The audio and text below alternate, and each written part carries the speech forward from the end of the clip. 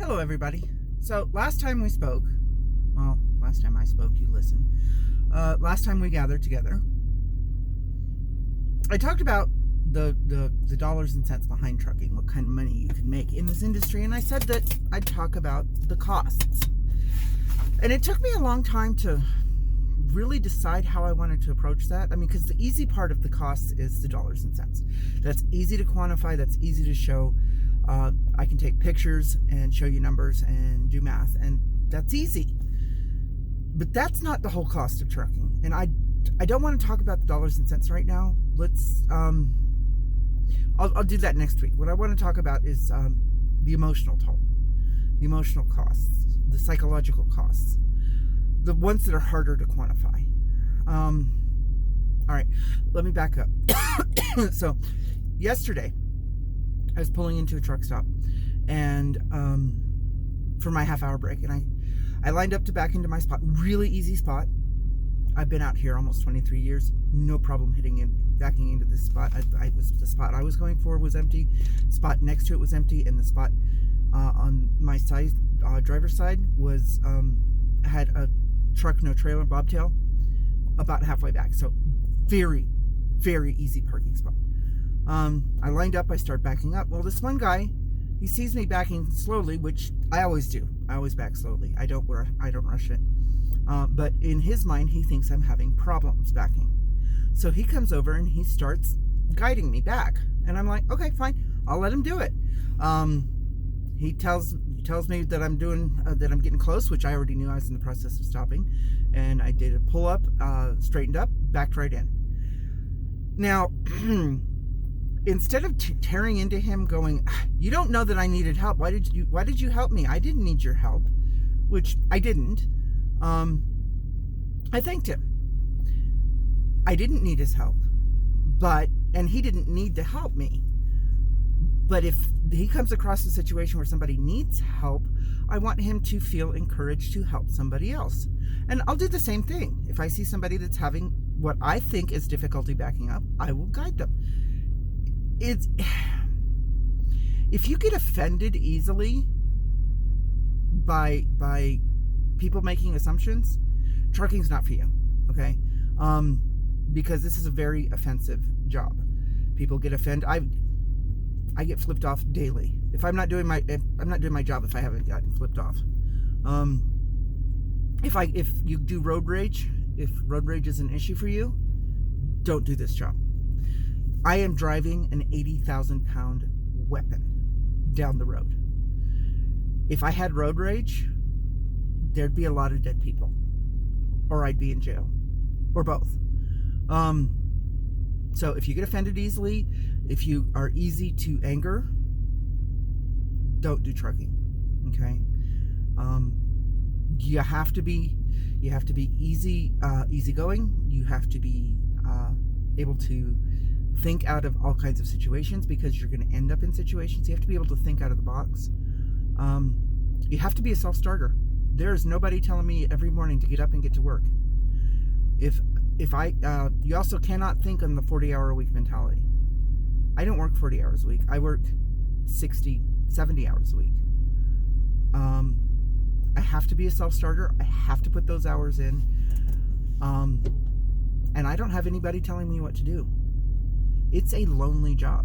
The only person I have to count on out here is me. Now, I've got dispatch back at the office, but they've got lots of other drivers, and they don't need a whiny baby calling them consistently. Usually when I'm calling them with a problem, I go, okay, here's the situation. Here's what I've already tried to do. It didn't work. What do I do next? I don't call them with, here's the situation, what do I do? Because I don't want to be the person that takes up all their time. I don't want to be the one that ticks them off. I want to be the driver that they can depend on, that they can count on, that they know can get the job done. I want to be the one that goes, oh yeah, Diana's got that, don't worry about it, it'll get there. And I actually am that driver. If you'll ask my dispatchers, they'll tell you that. But it's a lonely job. It is completely and totally on my own. When I started this job, I had no family to back me up. I mean, I had family, but my family wasn't supportive of what I was doing. And if you want to have a good home life, you have to have a family that's supportive. As a matter of fact, when I was first in trucking, my mother said, "You could do anything you want in your life. Why do you drive trucks?" And I looked at her and I said, "Because I can do anything I want. I want to drive trucks. I love to drive trucks. This is something I've wanted to do since I was 4 years old. I am not giving it up for anybody." And my husband knew me when he first met me as a truck driver, and those right from the get-go. He has always known me as a truck driver. He's seen me try not to drive truck, and he will tell you straight up, you come off the road, you're going to be miserable, because I love it out here. Now, that doesn't mean I don't miss things at home. My husband and I are adopting our grandbabies, and I'm missing a lot. I miss things that, I missed the baby crawling the first time. I'm missing the first words. I missed the first haircut. The girls just went to an adventure this weekend that I wasn't there for. And I said, send pictures. And it was rainy, so they couldn't get a whole lot of good pictures. So I totally missed out on that. This is part of the costs of driving truck. Without a good home time support structure, it is miserable job to do. It is essential. Without this job, I mean, this pandemic has proved it. Truckers are essential. But until this pandemic happened, truckers were scum of the earth. Literally. Nobody wanted the truck driver to be in the way of them. Nobody wanted truck drivers parking there. Nobody wanted truck drivers. If you look at all the warehouse districts and all the truck stop areas, they're in the worst part of town, because those people in those parts of town can't complain about it. They look forward to the business. But the nicer part of towns, they don't want the trucks there. They're loud, they're heavy, they take up a lot of space, and part of it is us. We tend to not respect the areas that we are. Now, I do. I don't throw my trash out on the road, but there are people that do. There's people that throw bottles of Coke that is yellow. Coke doesn't turn yellow, but yellow Coke bottles all over the place. So going into this industry, you become a pariah to most of society. And you have to be comfortable with that, or this job, this career, this lifestyle will eat you up and spit you out.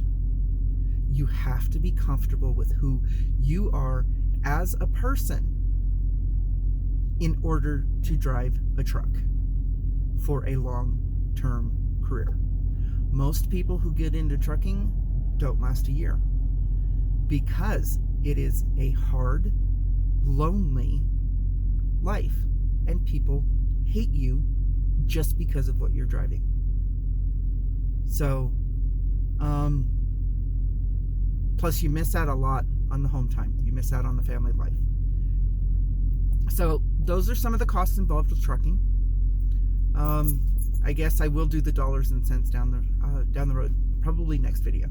But I did want to talk about the non-quantifiable ones.